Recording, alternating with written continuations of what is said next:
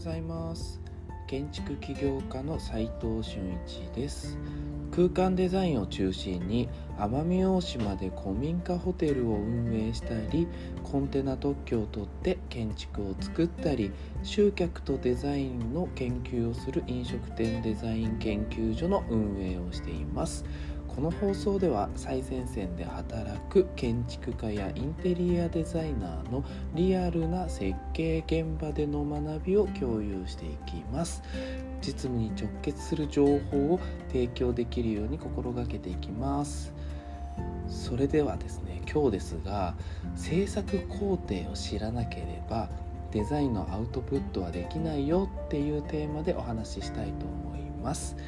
空間デザインの最終的なアウトプットって何かっていうと空間ですよね。要するに物の集合体みたいなもので、その最終的にどのようなものを作ろうとしているのかっていうことがそもそもわからないと、デザインもできないし作れませんよね。どこにつけられてどんなものをどのように制作されるのかっていう、そのもの自体がどのような空間に設置されるのかを知っていなければデザインはできません。どんな小さなデザインであっても空間に与える影響っていうのは結構大きくて、その最適なアウトプットをするためには、情報収集って結構必要だよねっていうお話が結論なんですけれども、具体的な事例をちょっと話してみたいと思います。先日ですね、黒船ホテルさんのサインデザインを考えていました。で、せっかくなんで、ここの、お話を聞いてくれている、インターン生にデザインの依頼をちょっとかけてみました。要はどんなオーダーかというと、ルームナンバーのデザインをしてくださいっていうオーダーです。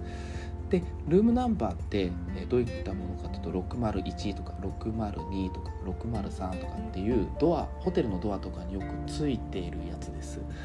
今回はデザイン的にセンスの上にそのサインナンバーをつけようと思っていたんですよね。それが今回のオーダーなんです。で、さらにインターン生っていうこともあって、めちゃくちゃ丁寧にですね、最初なんで、最終形のイメージを沸かせるためにお話をしました。まず一つに、センスの写真に、605とかっていうルームナンバーだけを、設置したサンプル画像、イメージ画像みたいなものを用意してください。で、2つ目にそのフォントの数字とか大きさ、デザインみたいなものが問題なければ、他の部屋番号の数字のデータをイラストレーターでアウトラインにしてくださいね。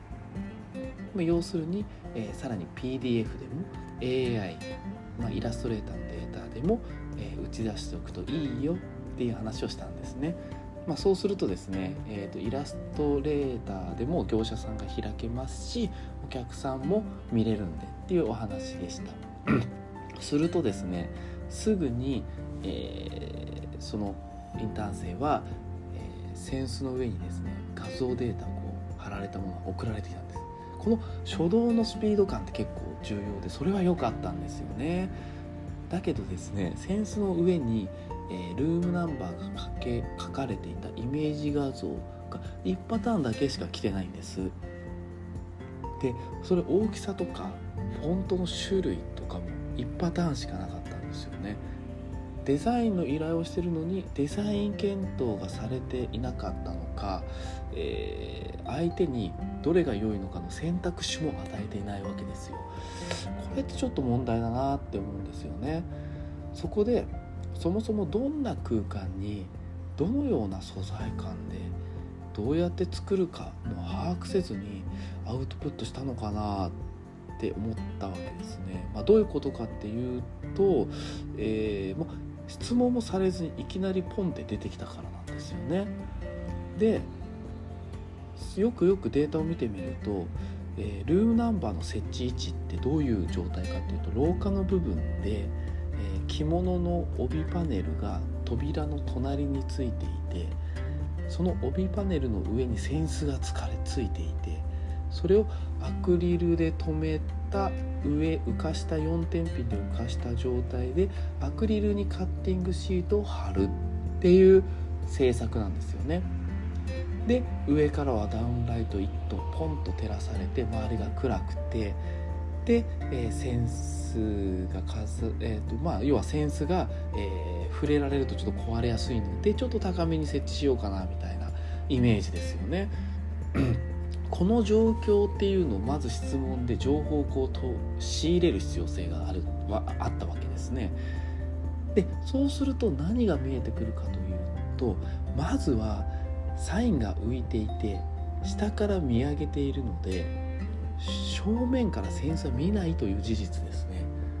すると文字は少し位置は低めに設置すべきですよね。そうするとちょうど下から見上げると、センスの真ん中に、来るよっていう話になると。で次にカッティングシートっていうことなんですけど、これはデータの色自体にはあんまり意味なくてインクジェットとは違うので、決められたシートをアウトライン化されたデータのまんま切り取るよっていうデータを渡すっていうことなので、ベクトルデータだけが必要だっていうことが分かるわけですね。で何度かやり取りして、なんとかイメージ画像が出来上がり、そのイメージでいいよと OK を出してデータにした時に、どんなものが作られるのかっていうのはやっぱりこの辺がイメージできてなかったようで、そもそも全体像を理解していないってこと自体に気づいていないかもしれないですね。要はその状況を理解しないといけないということ自体を理解してなかったみたいな感じですね。ちょっとややこしいですね。で時間もなかったために、データを送ってくださいとで、お願いしたんですね。でそうするとですね、データを開いてもアウトライン化をされている様子もなく画像データって出てくるわけですよね。でアウトライン化って分かってたのかなっていうことだったんです。要は勝手に自分の頭だけでアウトライン化っていう言葉を理解したつもりになってるわけですよね。でしかもそのデータがルームナンバーごとに来たんですね。私のオーダーはクライアントや制作者がイメージしやすいようにイメージ画像1枚とルームナンバーが入っている AI データ、イラストレーターのデータを1個欲しかったわけですよね。601が1個ずつ、602がまた違うデータって分かれていては作業効率って一気に落ちるわけですよね。1個ずつ開かないといけないから。仕事ではスピード命ですよっていうことを伝えてあったんですけれども、それは自分の作業スピードだけではなくて相手にそのデータをパスした時に一番良い状態でパスしないと仕事ができるとは言わないですよね。要するに相手の作業スピードが上がるようなデータを渡すべきなんですね。それがちょっと自分だけのスピード感しか考えられていなかったのかなとちょっと思いました。で今日は制作工程を知らなければデザインのアウトプットはできないよというテーマでお話ししましたが、そもそも最初のオーダーだけを聞いて最善なものをね作れる人ってなかなかいないはずなんですよ。依頼に対してまずは情報収集することっていうのがデザイナーとしてやるべきだよっていうこの、基本的な身だしなみみたいなものですよね、デザイナーとしての。それがちょっと、皆さんにも持ってほしいなって思いました。でその上で最終的な空間をイメージして作られる過程がちゃんと理解されることでベストなデザインをアウトプットできるわけです。どんなお仕事も、最適解を最短で見つけるには、情報収集が命ですよっていうことをお話でした。実務で学べるインテリアデザインの学校隠れ家では、最前線で働く建築家やインテリアデザイナーのリアルな設計現場での学びを LINE グループで毎日共有していきます。